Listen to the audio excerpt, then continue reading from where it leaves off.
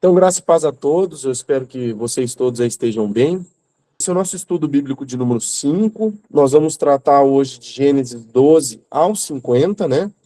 Não sei se deu tempo dos irmãos lerem a primeira parte que a gente separou, que vai do capítulo 1 ao 11, onde a gente fala da criação e o relacionamento de Deus com o mundo. E esse segundo tópico que a gente vai tratar hoje, de 12 a 50, é o relacionamento de Deus com Abraão e os seus descendentes. Então, antes, Deus, o relacionamento dele era com o mundo, depois ele deixa o relacionamento dele estreitado, né, exclusivo, com um homem específico, que nós vemos lá no finalzinho, nós somos apresentados a ele, a genealogia ela vai até Abrão, e aí no 12 nós começamos a conhecer um pouquinho de quem é esse homem, né, quem é Abrão, né.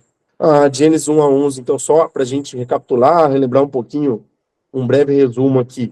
Então, no início, Deus cria o ser humano, para quê? Para governar o mundo que ele criou em seu nome, né? Ele era o representante de Deus, né? A imagem perfeita de Deus ali, né? Ele era semelhante a Deus, né? Imagem e semelhança de Deus. E houve, então, a rebelião.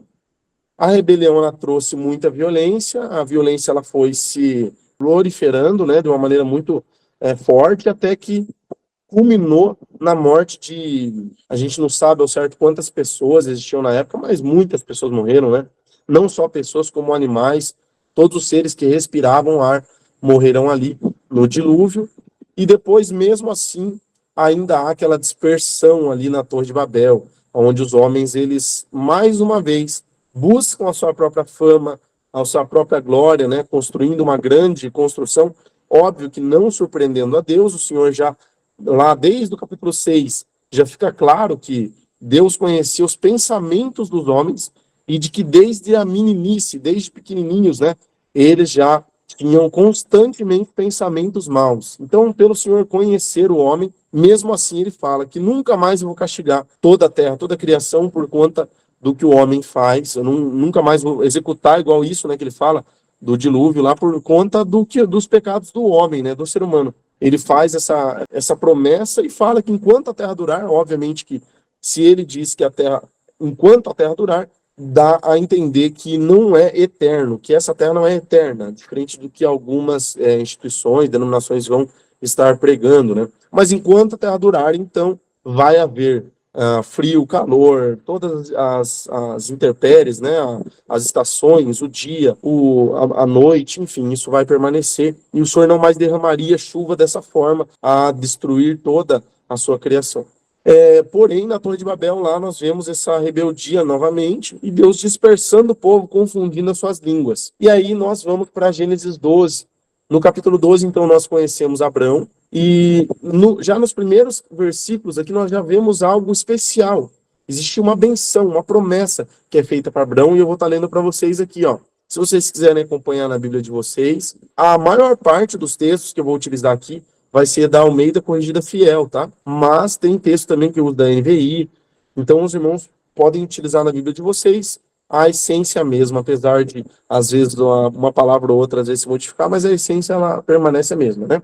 Então vamos lá. Ora, o Senhor disse a Abrão: sai-te da tua terra, da tua parentela e da casa do teu pai, para a terra que eu te mostrarei, e far-te-ei uma grande nação, e abençoar-te-ei e engrandecerei o teu nome. E tu serás uma bênção, e abençoarei os que te abençoarem, e amaldiçoarei os que te amaldiçoarem. E em ti, presta atenção aqui, né? E em ti serão benditas todas as famílias da terra. Então havia uma promessa feita para Abraão que todas as famílias da terra seriam abençoadas através dele, através da sua descendência. Essa promessa ela vai se tornando mais clara, ela é novamente repetida mais adiante, mas até aqui nós vemos essa promessa de uma maneira tão maravilhosa, né? Um homem que já não era novo, ele já saiu da casa da parentela dele aqui. Quando Deus fala com ele, ele já não era um menino novo, já era bem avançado na idade. E o segundo tópico que a gente vê aqui em Gênesis 12 também é essa promessa de que Deus haveria de tornar ele uma grande nação. Casado com uma mulher estéril, Deus promete a esse homem já de idade que faria dele uma grande nação. Em contraste com o quê? Com a arrogância de Babel. Então Deus dá a Abraão o grande nome, que, como nós vimos na aula passada, era o desejo daquele povo de Babel. Eles queriam fazer para eles um grande nome. E aí Deus decide fazer desse homem, ninguém aparentemente, esse grande nome, né? Engrandecer o nome dele. E essa bênção original, ela foi dada, no caso, a quem então? A família de Abraão. A bênção original, lá do princípio, ela foi novamente repetida para ele. Para que todas as famílias da terra sejam abençoadas em ti. Então tá, então nós vemos que existe um tópico principal que vai ser apresentado para nós, que é a questão de salvação e de benção do mundo, né? Esse desejo de Deus em salvar e abençoar um povo que ele escolheu para si, que ele elegeu para si. E nós vemos aqui então que Deus estava elegendo esse povo, essa nação, através de Abraão, e ele havia de fazer deles um reino sacerdotal. É o que nós vamos ver mais para frente em Êxodo 19, no versículo 5 e 6 ali, ó. Agora, pois, se diligentemente ouvirdes a minha voz e guardardes a minha aliança, então sereis a minha propriedade peculiar dentre todos os povos, porque toda a terra é minha. Então fica claro que todas as nações, toda a terra já era do Senhor, mas dentre toda essa terra, Deus tinha um povo peculiar, um diferente. E, lá, ó, no 6, e vós me sereis um reino sacerdotal e um povo santo, separado, né? Não perfeito. Entendam? Nunca Deus imaginou que esse povo seria perfeito. Mas a palavra santo, ela tem o significado de separado, né? Um povo consagrado, um povo que foi separado do mundo, separado dos costumes que o outro tinha, para serem os representantes nesse reino sacerdotal que o Senhor havia de estabelecer na terra. Estas são as palavras que falarás aos filhos de Israel. É o que Deus fala para Moisés, aqui em Êxodo 19. E também mais adiante nós vamos ver o cumprimento no reino messiânico que traria justiça e paz a todas as nações. Então essas promessas, elas vão culminar em quem? No Messias, não em Israel, mas no Messias que havia de vir. Fica claro em alguns textos da Escritura, são vários, mas eu separei dois aqui para vocês, que é para ler Isaías 11 e Salmos 72. Na aula passada, de sábado, como ela é igual a de hoje, já não deu tempo de ler. Então, provavelmente hoje também não dará, tá? Então, se os irmãos puderem anotar Isaías 11 e Salmos 72, faça a leitura depois, para os irmãos entenderem essa questão dessa promessa, né, desse reino que traria justiça e paz a todas as nações. Então, nós somos apresentados a uma família, nesses versos de 12 a 50, que ela é perfeita? Não, ela é extremamente problemática. Nós vamos ver erros recorrentes. Puxa, mas esse povo não era a semente de Deus, os representantes de Deus? Porém, o que nós vemos aqui? Erros de Abraão sendo repetidos por seus filhos. Constantemente, uns errando num ponto e outros copiando mesmo os erros, né? Gerando várias consequências, inclusive consequências que nós vemos até nos dias atuais. Mas óbvio que não era surpresa para Deus. E como nós sabemos que o texto, a Bíblia, ela foi escrita por Deus, como que nós podemos afirmar isso se o texto aqui conta uma história? Por quê? Porque essa história foi escrita por quem? Quem foi o idealizador dela? Foi o próprio Deus. Deus, ele escreveu por meio dos homens, né? Então, por isso nós vemos aqui, ó, Deus sendo fiel em contraste com a desobediência dos seus escolhidos, dos seus eleitos ali. Tratando um pouco de Abraão, nós vamos ver a história dele em Gênesis 12 até o 25 ali. Nós vamos ver a história bem focada em Abraão. Claro que no início ele é Abrão ainda, depois o nome dele é trocado para Abraão. A respeito de erros, já no 12 a gente já vê ali o ato de Abraão, né, de Abrão, em temer pela sua própria vida. Mesmo sendo alguém que havia recebido uma promessa, mesmo não tendo tido a promessa cumprida ainda, ele teme pela sua morte e oculta o fato dele ser esposo de Sara, entregando ele para homens estranhos, né, que não faziam parte da descendência eleita por Deus ali. E isso nós vamos ver em Gênesis 12, e ele repete o mesmo ato em Gênesis 20, como se não fosse o bastante. E nas duas situações, ele pede para a mulher dele falar que ela é irmã dele. Não é uma mentira, porque ela é uma meia-irmã dele mesmo, filha do mesmo pai, porém, a intenção dele é má. Por quê? Porque ele está temendo pela vida dele. Ele entrega a mulher dele para outros homens, para que, claro, ele não entregou, mas ele pediu para que ela falasse que ele era irmão dela, justamente para pegarem ela, se fosse levá-la embora, poupar a vida dele. Esse era o medo dele, né, de morrer, e ela consentiu com aquilo nas duas vezes. E nas duas vezes, ela é pega, e Deus, apesar desse erro de Abrão, promove um livramento, que é o que a gente vai ver nesse terceiro tópico aqui, né? Livramento de Abraão, apesar dos erros dele. Em Gênesis 16, nós vemos que Sarai manda Abraão se deitar com a sua escrava Agar. Outro erro, né? Outro ato que nós entendemos como algo errado, equivocado da parte de Sara ali, né? Ainda é o nome antigo dela, Sarai. Porém, apesar desse erro, o Senhor ainda assim abençoou Ismael. Inclusive o nome Ismael foi dado por um anjo e Deus promete, faz uma promessa de cuidar dele e fazer dele também uma grande nação. Mas não era esse, a promessa não era essa. E havia de Deus prover um descendente por meio de Sara, não por meio de Agar. Então os irmãos entendem, olha, apesar dos erros deles, Deus ele promovia livramento mesmo assim, é muita graça, é muita misericórdia de Deus. E também nós somos apresentados algumas promessas aqui que eu vou estar lendo para vocês, em Gênesis 15, por exemplo, né? Levando para fora da tenda, versículo 5, disse-lhe, olhe para o céu e conte as estrelas, se é que pode contá-las. E prosseguiu, assim será a sua descendência. Abraão creu no Senhor e isso lhe foi acreditado como justiça. Irmãos, esse homem, ele era errante, falho. Ele não era de fato Cristo, ele não era o Messias. Ele não era a semente lá, o semente, né, que pisaria a serpente. Porém, mesmo assim, mesmo com erros, o Senhor fez essa promessa linda para ele, de que multiplicaria ele de maneira soberana, né? Mesmo ele sendo um homem já de idade.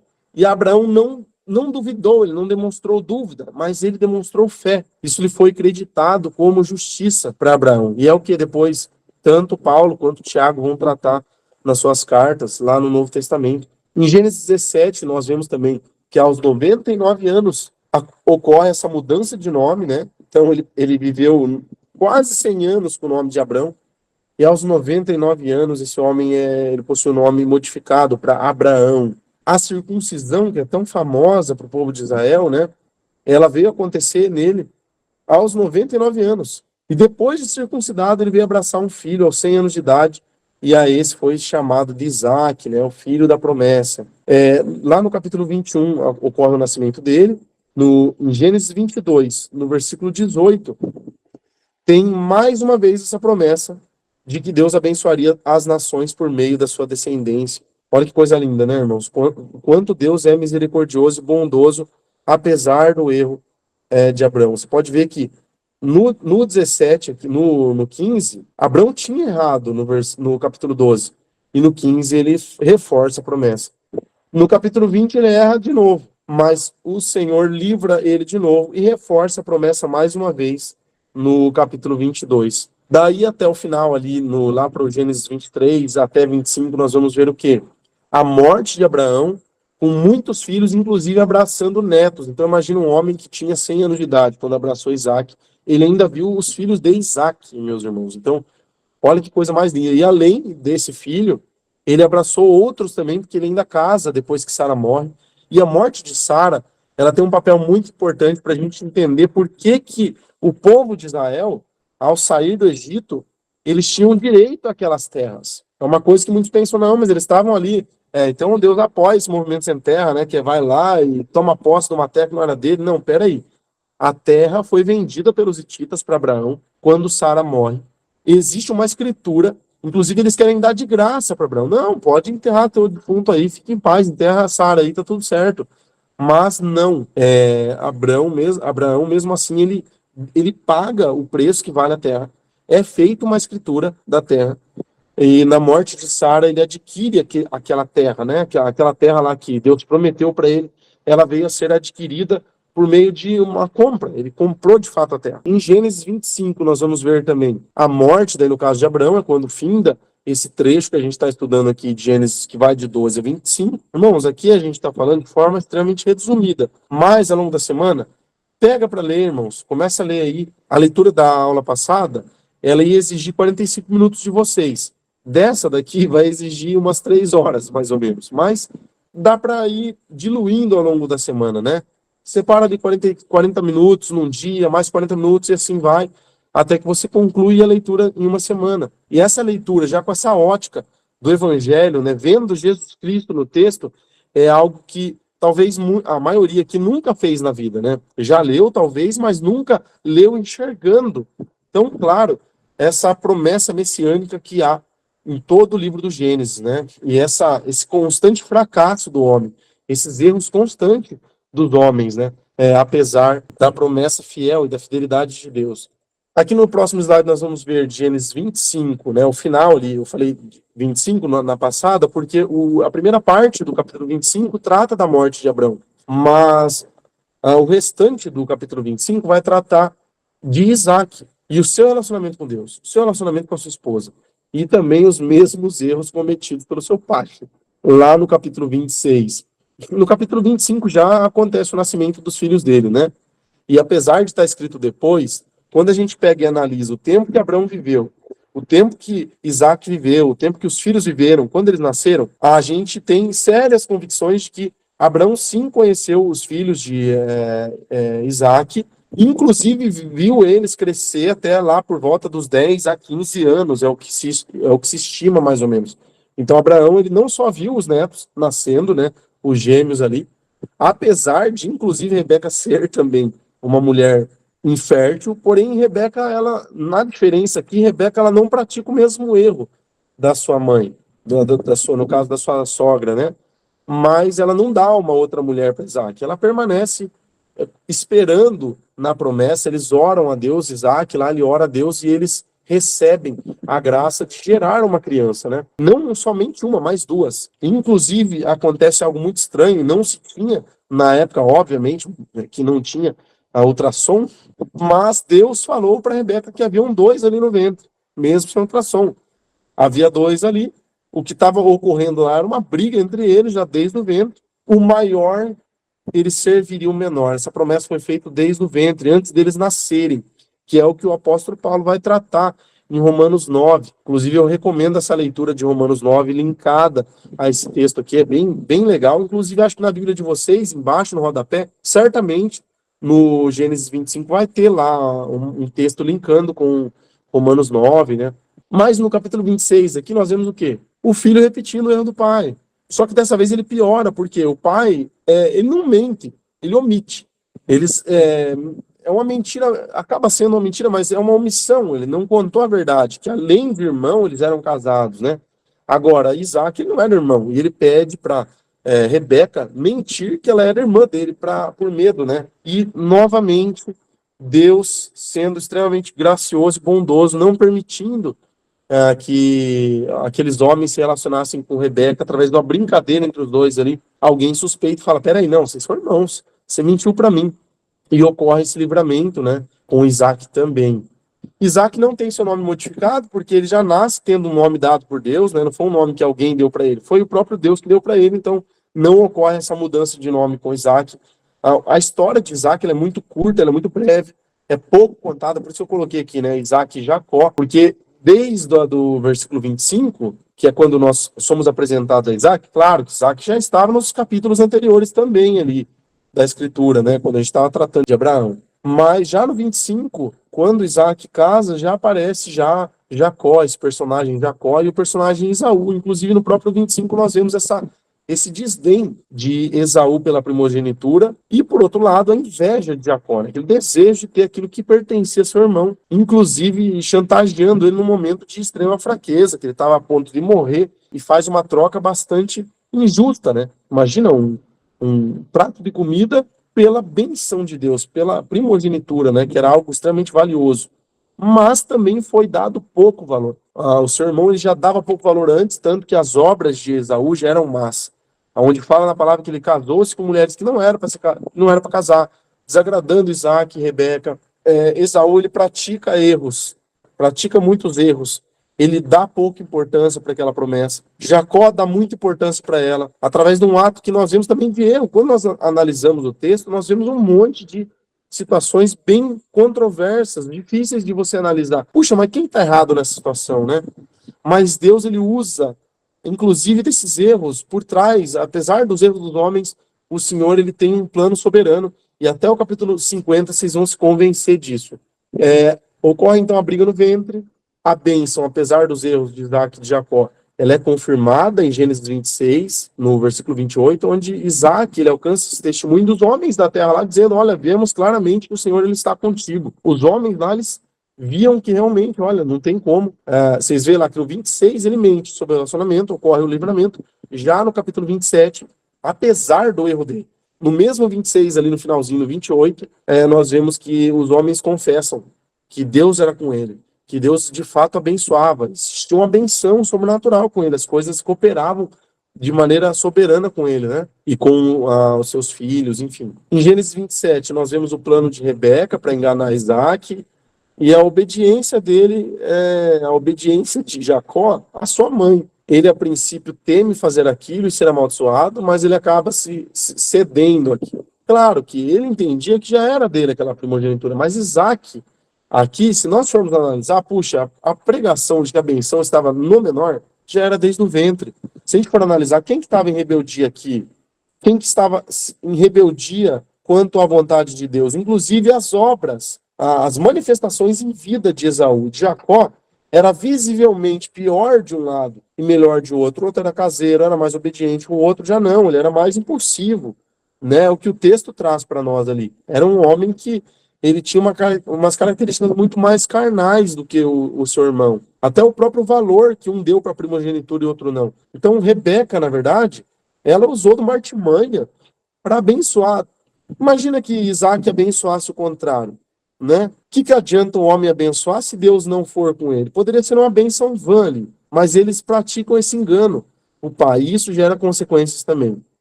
Esaú fica extremamente revoltado, ele promete matar seu irmão, ele deseja matar seu irmão, porém ele não mata enquanto o pai está vivo, espera o pai morrer. E aí Deus fala com Jacó, né? Jacó, ele recebe esse entendimento através da mãe, seus pais, eles mandam ele ir embora de lá. Isso vai ocorrer em Gênesis 28, no capítulo 13 ali, né?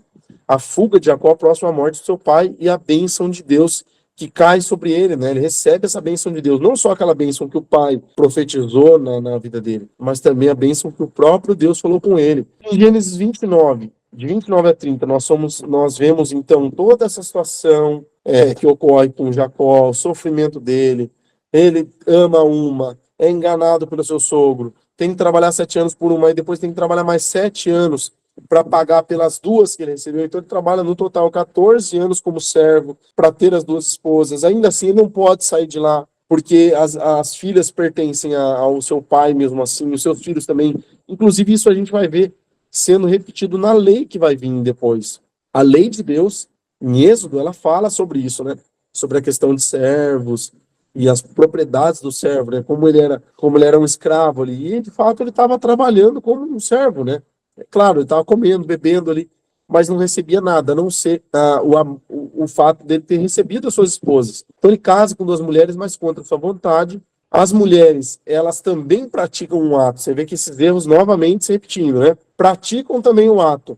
O mesmo ato de Sara, de dar a sua concubina para o seu marido, e elas também fazem isso para poder ter o quê? Filho, uma competição ali. Então ele acaba tendo 4 mulheres. Então olha quem que Deus estava abençoando, olha a bênção em cima da cabeça de quem que era, um homem que tinha 4 mulheres, uma família toda complicada, Então a Escritura ela não mostra para nós exemplos ali, mas sim nós vemos nos atos deles muitos maus exemplos, né? Hoje, quando nós vemos muito mau exemplo ali. Porque a Escritura, o Senhor ele não deixa de mostrar de fato como o ser humano é. Ainda que aqueles que Deus havia escolhido. Mesmo assim os eleitos. Mesmo assim aqueles a quem o Senhor tinha derramado graça. Ainda assim eles praticavam muitos erros, né? Mas, como nós sabemos, Deus ele operou apesar dos erros deles. Você pode ver que toda a descendência, por que tem 12 tribos? Além deles, ainda eles têm Diná, mas a gente vai falar um pouco da história de Diná mais adiante. Então ocorre esse casamento, as rivalidades, enganações de Labão depois, até o versículo 30 ali, Labão enganando Jacó várias vezes, trocando a sua bênção, no momento que ele quer sair, ele demonstra que ele quer sair, que ele quer retornar para a casa dos pais. Em Gênesis 31, nós vemos o retorno de Jacó à terra dos seus pais. Nesse retorno, ocorre essa reconciliação entre Jacó e Esaú. Então, no versículo 31, nós vemos o retorno de Jacó à terra dos seus pais, Deus novamente abençoando ele. No versículo 32, Jacó lutando com um homem que depois ele vai entender que ele era como se fosse uma teofania, né?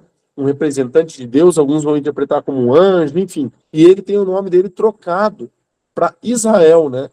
E Jacó, que foi um nome dado pelos pais, foi modificado para Israel, através dessa luta ele é ferido na coxa e Deus o abençoa naquele momento, mudando o seu nome e novamente profetizando, né, que através dele o Senhor haveria de abençoá-lo, de multiplicá-lo, né, na terra que ele havia de ir. Em Gênesis 34, nós vemos uma história bem pesada, porque eles estão na cidade, já estão vivendo lá no capítulo 23, no capítulo 33, e no capítulo 34, nós vamos ver que um homem ele se apaixona pela filha de Jacó, ele força, antes de se apaixonar, inclusive, ele força, ele tem ele deita-se com ela contra a vontade dela. Após isso, ele quer se casar com ela porque ele acaba se apaixonando por ela. Os irmãos dele, toda a família acaba consentindo, porém com uma condição. Então ocorre essa vingança deles, só que eles, mais uma vez, enganam aqueles homens, né? Eles não querem dar Diná de fato como esposa para eles. Então o que eles tramam? Não, ó, se vocês quiserem ela, vocês vão ter que se circuncidar, porque nós somos circuncidados, e vocês também vão ter que se circuncidar. Todos os homens de vocês. Então, muitos homens. Ali fala uma cidade toda, né? Ela é circuncidada, e eles tiram a espada no momento que eles estão sofrendo, né? Porque é uma cirurgia, um procedimento cirúrgico. São homens adultos já. São circuncidados, seus prepúcios. E aí, como eles estão todos de cama ali, sofrendo ainda dores da circuncisão, eles se aproveitam desse momento de fragilidade daqueles homens e se vingam de Diná, matando todos eles. Não foram todos os irmãos, não foram todos os filhos, apenas dois, foi Levi e Simeão, salvo engano, e esses dois promovem essa matança ali. O pai descobre, e não tem como esconder, são muitas pessoas mortas, e isso acaba sendo de conhecimento do povo da terra. Então, aqueles homens que haviam de ser os representantes de Deus, a quem estava a bênção de Deus, para as nações vizinhas, para as pessoas, para os povos que se chegava aquela notícia de que toda uma cidade foi morta, né, por aqueles homens, por conta dessa situação, através do engano ainda. Meus irmãos, uma situação bastante difícil, complicada, né? Sujando a imagem, Jacó, inclusive, ele fica, já com o nome mudado para Israel, ele fica bastante constrangido com a situação, ele não gosta daquilo que ocorre, repreende seus filhos, e aí no capítulo 35 nós vemos mais uma confirmação da propriedade da terra, né, quando Isaac morre, né. Então, em todo esse tempo, ainda Isaac estava vivo. Isaac não morreu, Esaú não tinha vingado, eles voltaram para lá. Isaac ainda permanecia vivo, ainda que cego da vista, né? Ele ainda permanece vivo por um tempo, e no capítulo 35 nós somos apresentados a situação onde ocorre a morte de Isaac. E mais uma vez ele sendo enterrado lá na propriedade, e volta a se falar a respeito dessa propriedade que foi concedida já pelos hititas lá atrás. Então, para o próximo slide aqui, nós vamos ver os filhos daí de Jacó, que tem o nome mudado para Israel, né? Os filhos de Israel, os 12 filhos deles, né? E do capítulo 37 em diante, meus irmãos, até lá, 41, nós vamos ver uma história de muita rivalidade, muitos ciúmes, muito sofrimento, que decorre através do quê? Do amor do pai por demonstrar demasiado amor por um, em contraste com os demais, né? Os demais filhos já viveram anos, inclusive muitos deles já haviam desagradado em muito seu pai. Inclusive em Gênesis 38 nós somos apresentados a uma história bem complicada também de Judá lá, que a gente vai ver um pouquinho mais adiante. E aí nasce o filho da mulher que ele amava. Raquel sofreu tanto para ter esse filho. Nasce esse filho primogênito, que é José, e depois ainda nasce mais um filho, que é Benjamim, né, onde ela acaba falecendo.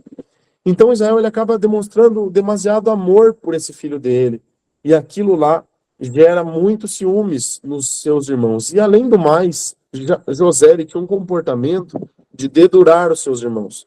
Como seus irmãos eles praticavam muitas obras más, o seu irmão ele muitas das vezes era utilizado para ir vigiar os outros. Além disso, somado a tudo isso, além da escolha do pai, ainda há a revelação de Deus, sonhos que Deus dá para José, e José ele manifesta esses sonhos para todos os demais irmãos. A gente não sabe, né? Muitas vezes julga José, o ato dele aqui, talvez foi na simplicidade, a gente não sabe. O que a gente sabe é que, através de tudo isso, Deus, havia um plano soberano de Deus por trás de tudo isso. Não era nada de fora do projeto de Deus, né? Ele contou o sonho. Esse sonho enfureceu mais ainda os seus irmãos. O pai deu uma túnica para ele de 7 cores, uma cor de roupa diferenciada, gerando mais inveja ainda lá no capítulo 37. no versículo 3. E em Gênesis 38, nós vemos daí essa história ali, que ela dá uma pausa. Nós somos apresentados a uma história de Judá que acaba tendo uma nora chamada Tamar. Essa nora, ela tem um esposo que morre, ela fica viúva, casa-se com outro filho de Judá, que também morre, ambos sendo pessoas más, ali o testemunho de que eles eram maus diante do Senhor, o Senhor não se agradava deles, inclusive ele está como se o Senhor mesmo feriu eles e os matou. E Tamar, ela ficou viúva 2 vezes. Tamar trama um plano, ela sabe que ela vai ter que esperar para poder ter um esposo e ter descendente, né? E o filho mais novo de Judá, ele era muito novinho ainda, né? E até nascer um filho, até ele crescer e casar-se com ela, ia demorar muito. Então, o que ela faz? Talvez até sabendo do tipão do sogro dela, né? Que ele talvez era um homem que já fazia uso de prostituta, o que ela fez, né? Ela se vestiu de prostituta, ali está que ela colocou um véu na cabeça para se passar por prostituta. Então, gente, não que o véu seja um véu, toda mulher que usa véu, ela é uma prostituta. Não, aqui nessa situação, nesse contexto, nessa cultura, o véu ali era utilizado como, claro que deveria existir alguma diferenciação, porque nós vemos também que o véu era utilizado por Rebeca, quando ela viu Isaac se cobrindo com o véu. E aqui nós vemos que Tamar, ela age da mesma forma, se cobrindo com o véu, se passando por uma prostituta cultual na época. Judá, ele não vê que era a sua nora, por ela estar com aquele véu, talvez um véu até cobrindo o rosto, né, a boca, talvez, porque ele se deitou com ela sem ver que era a nora dele. Ela pega um bordão, como se fosse algo para pagamento, ele não estava com dinheiro, ele não tinha como pagar ela na hora, e ela pede sinais de bordão dele, algo que realmente identificasse que era dele. Judá descobre que Tamar, ela estava grávida, manda matar ela, inclusive ela fica grávida de gêmeos, ele manda matar ela, né? Quando ele descobre que, na verdade, ele era o homem que havia se deitado com ela, aí ele cai do cavalo, né? Vamos usar essa expressão. E ele cai a máscara dele lá e ele pega e fala: puxa, ela é mais justa do que eu. Eu que devo morrer, então, porque eu mesmo que sou o pai das crianças, né? Que ela fala assim: ó, quem é o dono desse bordão aqui, desse cajado, é o pai da criança. Então, é uma história bem esquisita, mas justamente desse homem, Judá, nós vamos ver mais para frente, de quem que, apesar de Israel, né, Jacó, amar muito José, Deus abençoar muito José, a bênção de Deus, a descendência de Deus, ela estava em Judá. Isso nós vamos ver mais para frente, lá no Gênesis 48 e 49, no Gênesis 49, capítulo 49, né? Mas voltando um pouquinho antes aqui, então nós vemos o que acontece, então, com José, do capítulo 39 ao 41, é só sofrimento, é só luta. Ele sofre sendo vendido pelos seus irmãos, sofre também quando começa as coisas ir bem lá na casa de Potifar. Ele também vai novamente para o presídio, é uma situação bastante difícil. Aqui nós somos realmente apresentados a um homem que ele tem um testemunho bom. Nós vemos várias características boas em José, né? É um homem que ele tem vários bons exemplos para dar, um homem temente a Deus, apesar das dificuldades, apesar das situações, adversidades que ele passava, ele permanecia temente a Deus, fiel e confiando, né, na promessa de Deus. Ele continuava crendo no sonho que Deus havia dado para ele lá no passado, apesar de tudo que ele havia passado. Era desejo dos irmãos matarem ele, Rubem intercede, não deixe que matasse ele, mas na verdade a gente sabe que não era Rubem, não foi bem Rubem. Esse desejo de Rubem de livrar o seu irmão era já parte do plano de Deus. Deus queria que José fosse para o Egito. Era plano de Deus que ele chegasse, que Faraó tivesse aquele sonho e que ele viesse a interpretar aquele sonho. E daí lá no capítulo 41, nós vamos ver a exaltação de José no Egito, né? Quando ele interpreta o sonho de Faraó, toda a bênção que Deus faz na vida de José. Ele casa-se, tem filhos, cresce lá no Egito, já por volta dos seus 30 anos de idade. E depois nós vemos aqui, segundo tópico que eu separei aqui, ó, salvação da família de Abraão através de José. Então, olha o projeto de Deus, olha o plano de Deus. A fome vem na terra, lá no capítulo 42, todas as nações começam a sofrer, inclusive o Egito, porém, há uma diferença. O povo lá de Faraó, a casa de Faraó, não sofre, porque tem José como seu administrador, guardando por 7 anos, né, alimento, se precavendo dos 7 anos que haviam de vir. Então, inclusive, o próprio Egito sofre e deixa de ter bens, né? A gente vai ver mais para frente isso, né? O que ocorre mais para frente. Primeiramente, quem sofre é o povo de fora. Várias nações começam a ir até o Egito para buscar pão, comprando pão, enriquecendo muito o Egito. Então, se o Egito chegou a ser o que é nos tempos de José, nos tempos de Moisés, aquela nação extremamente forte, óbvio que isso também é decorrência do quê? O Egito só chegou onde chegou, alcançou essa riqueza tamanha, claro, já era uma nação rica, forte, mas se enriqueceu muito mais no tempo em que José esteve lá. Então Deus abençoou não só aquela nação, mas as demais também. Então peraí, então Deus cumpriu a promessa de que abençoaria. Será que era esse então o projeto de Deus? Deus sabia que havia de vir uma fome de 7 anos, então ele já se precaveu, preparando toda essa salvação através de Abraão, Isaac, Jacó, José, lá no Egito, para abençoar as demais nações. Será que era isso, então? Então é o que a gente vai ver, o que a gente vai analisar. Se realmente terminava ali, puxa, José era esse escolhido, né? O Messias era ele. E de fato não era, né, meus irmãos? É o que nós vamos ver mais para frente aqui, né? Ocorre, então, essa vingança de José. José ele acaba sendo vingativo, muitos não se atêm para isso. Mas José ele não perdoa os irmãos de cara ali. Ele experimenta eles várias vezes, ele faz várias, ele acaba sendo extremamente mentiroso, ele faz várias mentiras ali para enganar os seus irmãos, para causar neles sofrimento, até que de repente ocorre o momento do perdão. Ele realmente vê que os irmãos estavam arrependidos, né? Então, do capítulo 42 a 45, os irmãos de José passam muito apertado na mão deles, né? A gente não tem noção, as viagens que eles faziam chorando, e inclusive se penalizando. Puxa, com certeza Deus está trazendo isso para nós porque a gente judiou do nosso irmão e Deus hoje está nos castigando pelo que a gente fez, né? Então, promove arrependimento na vida dos seus irmãos. A história é linda, eu não vou contá-la inteira aqui porque o tempo nosso já está bem curto, tem 10 minutos para me encerrar aqui.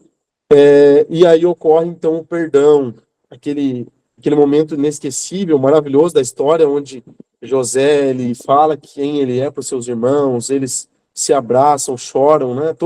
Muitos do Egito lá escutam, inclusive, o choro dele, de tão alto que foi, lá no capítulo 45. E no capítulo 46 ocorre esse reencontro de Isaac e de José. Um pai que não havia consolo para ele, um homem que havia sofrido um desgosto de muitos anos, desesperançado já, acaba reencontrando seu filho que ele achava que estava morto durante muitos anos, meus irmãos. Então é maravilhoso. Inclusive, ele não só vê o seu filho, como vê ele como o segundo na maior nação que existia já naquela época, extremamente exaltado, com esposa, com filhos. Olha que glória, né? Seu filho manda buscar ele com um dos carros de Faraó, a chegada dele no Egito. Inclusive, Jacó teme, né? Isaac teme ir para o Egito, mas Deus fala com ele que realmente era essa vontade dele, que era esse o caminho mesmo, era para ele ir para o Egito mesmo, e que, inclusive, eles passariam cerca de 400 anos lá, é o que Deus fala, inclusive, para ele, né? A nação haveria toda a sua descendência deveria de ir para lá, ser livrada da fome que Deus estava provocando em toda a terra, porque não era só esse o projeto, a gente vai ver, aí é que tá. Então, terminava ali? Não. Senão nós não veríamos em Êxodo lá aqueles milagres, aquela glória que Deus faz, né? Aquele monte de pragas que Deus manda sobre o Egito. Então, o plano de Deus era muito maior. Então, será que era só para culminar naquilo lá e o nome de Deus ser glorificado? Meus irmãos, não podemos esquecer da promessa messiânica, do reino que traria justiça e paz. Esse reino não acontece aqui. Não há justiça e paz. Esses homens, eles vivem pecando e cometendo pecados, assim como seus descendentes. Por quê? Porque são todos pecadores, meus irmãos, são todos pecadores, apesar de eleitos, apesar de escolhidos, apesar de abençoados. E aqui, então, em Gênesis 47, Israel e sua família vai para o Egito e Deus prospera mais ainda a Faraó. E aí, nesse momento, em Gênesis 47, eu acho maravilhoso alguém fazer essa leitura, às vezes nunca se atentou para isso. Deus, ele concede a Faraó todas as terras, inclusive do Egito. O povo perde o direito da terra. Era como se o Faraó, ele fosse, sim, o grande rei ali, mas as pessoas, elas tinham propriedades. Mas nessa situação aqui, eles perdem propriedades. Eles viram, inclusive, escravos de Faraó. Por quê? Era melhor perder terra, perder a minha liberdade, do que morrer. Então, Deus, ele conquista a Faraó toda essa glória por meio de José. Em Gênesis 48, 49, nós vamos ver essa bênção de Israel, né, para cada um de seus filhos. O capítulo 49, anota aí, irmãos, por favor, faz a leitura deles, não deixe de ler, não. Eu gostaria que vocês lessem o 50, né, do 12 ao 50. Mas não dando, meus irmãos, esse que a gente está frisando aqui, por favor, leiam, porque é lindo. Jacó, ele começa a abençoar cada um dos seus filhos, que ele já está para morrer, no capítulo 49. Mas a bênção sobre Judá, ela de fato, ela chama a nossa atenção. E é o que eu vou falar no próximo slide aqui. Mas, depois dele morrer, no Gênesis 50, só para a gente concluir essa parte aqui dos filhos de Jacó, que vai de Gênesis 37 a 50, em Gênesis 50, no versículo 20, nós vamos ler lá, ó. O que acontece? Vou contextualizar um pouco antes, nos versículos anteriores ali. Os irmãos de José acharam que a situação era a mesma lá com Esaú. José, ele perdoou nós, mas é o seguinte, não é bem um perdão que ele deu para nós. O pai estava vivo, então ele deve ter poupado. Por quê? Porque imagina matar todos os irmãos. A dor que ia causar para o pai dele. Então deve ser por isso que José nos poupou, né? E aí eles se reúnem, vão até José, se prostram lá, morrendo de medo, de achando que agora, como Jacó morreu, José vai matar eles, né? Afinal de contas, ele está morto, agora já não tem mais nada que vai segurar José vai matar eles. Mas José já estava muito maduro, já havia compreendido bem o plano de Deus, e aí no versículo 20 ele vai dizer aqui, ó, vocês planejaram o mal contra mim. O que vai mostrar aqui para nós? Responsabilidade humana. Nós homens, nós como homens, ainda que eleitos, somos responsabilizados pelos nossos atos, pelas nossas más obras. Não se engane alguém de achar que não, tá perdoado, tá tudo certo, põe debaixo do tapete, deixou para lá. Não. A consequência, ela é nossa. Porém, olha aqui, ó, mas Deus o tornou em bem para que hoje fosse preservada a vida de muitos. Então, Deus, apesar dos erros dos homens, ele trabalha apesar dos erros humanos e transforma tudo aquilo em bem. Por isso que a gente vê que toda a criação do homem, tudo que Deus faz é bom mesmo. De fato, a gente glorifica a Deus porque, apesar da humanidade ser tão pecadora e desenfreada, a graça de Deus ela vem nos limitando, né? O desejo dele era de matar ele, mas a graça de Deus foi lá. Não, Rubem, não deixa matar. Coloca providencialmente uma caravana passando. Eles vendem para lá, irmão, se não tivesse aquela caravana passando naquele momento, né? Como será que eles iam fazer? Será que alguém não mataria ele? Mas o nosso Deus, ele é soberano. A soberania de Deus, ela está nesse livro de uma forma muito forte. A gente enxerga o quanto Deus é soberano, o quanto Deus ele trabalha soberanamente, apesar dos maus desejos dos corações dos homens. E aqui em Gênesis 49, eu quero que a gente se atente bem para essa bênção de Deus sobre Judá. Olha que coisa mais linda. Judá não era do filho mais nobre de Jacó. Jacó sabia que Judá, inclusive, havia feito o que fez, dormindo com a nora, achando que ela era uma prostituta, tendo 2 filhos dela, e mesmo assim, olha essa bênção, perdeu 2 filhos, ou seja, talvez nem criou bem aqueles filhos, os filhos que foram mortos já desde pequeno. E aqui nós vemos essa bênção gloriosa na vida desse homem. E a gente vai ler aqui no versículo 8 até o versículo 12. Judá, aqui é o pai abençoando o filho, tá? Então ele fala assim, ele fala para Judá, né? Que é Jacó falando para Judá, Judá, seus irmãos o louvarão, sua mão estará sobre o pescoço dos seus inimigos. Os filhos de seu pai se curvarão diante de você. Peraí, que estranho. Mas os filhos dos seus pais não iam se curvar perante José? Não era José o homem que teve o sonho, que ia se curvar perante eles? Sim, e isso se cumpriu. Porém, apesar do amor do pai estar mais sobre vocês podem ler a bênção lá, né? De José, que é feita em Efraim e em Manassés, no capítulo anterior, no capítulo 48. Porém, apesar disso, olha o amor de Deus aqui. Olha como Deus, ele soberanamente se usa de Jacó para abençoar o seu filho Judá. E aí nós vamos ler aqui, ó. Judá é um leão novo. Então, quando a gente fala, leão da tribo de Judá, tá aí o porquê, entendeu? Porque cada filho foi comparado, muitos filhos foram comparados, não todos, a animais. Cada um era um era serpente, outro era uma gazela, outro era, enfim. E coube a Judá ser abençoado como um leão, né? Ele era como um leão. Você vem subindo, filho meu, depois de matar a presa, como um leão, ele se assenta, ou seja, reinando, né? Glorioso, né? E deita-se como uma leoa. Quem tem coragem de acordá-lo? O cetro não se apartará de Judá, nem o bastão de comando dos seus descendentes. Olha aqui, gente, por favor, presta atenção aqui. Até que o quê? Até que venha aquele a quem ele pertence, e a ele as nações obedecerão. Meus irmãos, olha que coisa mais linda. Então, aquela benção que haveria de vir sobre as nações, ela é repetida aqui de forma soberana, gloriosa para Judá, dizendo que, ó, dos seus descendentes, Judá, sempre vai estar o bastão com você. Tanto que ocorre mesmo um cumprimento parcial dessa promessa com Davi. Davi reina, Davi era da tribo de Judá, ele e o bastão, né, aquela aliança em Davi, é feita com ele e com seus descendentes, mas, puxa, então será que Davi é esse a quem o cetro foi dado? Não, meus irmãos, porque ele recebeu o cetro como um descendente de Judá e os seus filhos foram passando de mão em mão o reinado. Até que veio quem? Por isso que as genealogias tanto de Mateus quanto de Lucas, elas vão culminar, né? Elas vão chegar em Davi, mas vão se estender até chegar em Jesus, que é aquele a quem, de fato, o cetro pertence.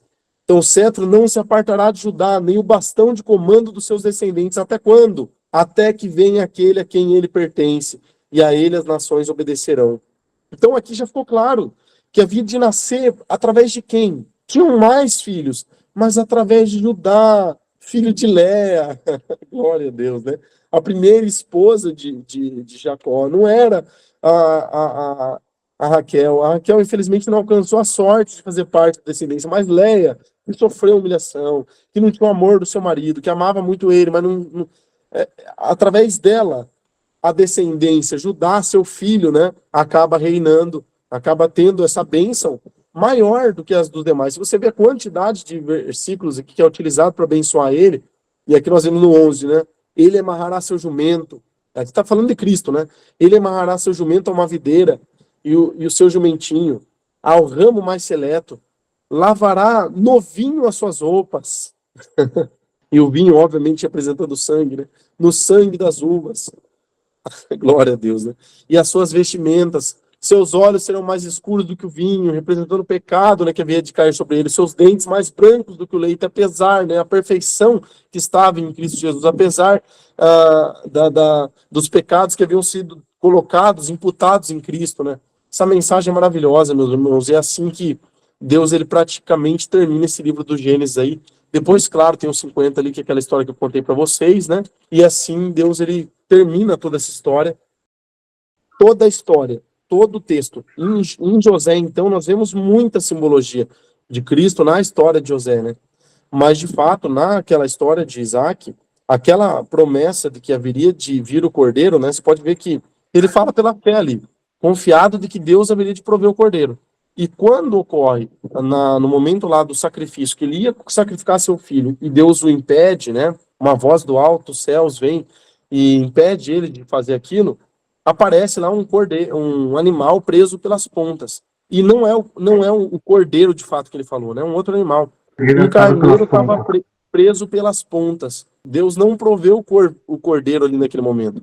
Mas sim, Cristo era de fato esse, preso pelas pontas, né? Da mesma forma que aquele estava preso pelas pontas ali, Cristo também foi preso pelas pontas na cruz. Então existem muitas referências que vão estar falando exatamente da pessoa de Cristo ali, né? E com certeza esse ponto é um dos que Jesus, quando ele abriu os olhos dos seus discípulos, falando da palavra de Deus para eles, com certeza esse ponto estava incluso ali, tenho certeza. Que lá em Mateus 24, né, Lucas 24, no capítulo 45, ele vai de Moisés, né, ou seja, esse é o livro de Moisés, até os profetas e Salmos também, pontuando em cada ponto onde na Escritura falava dele.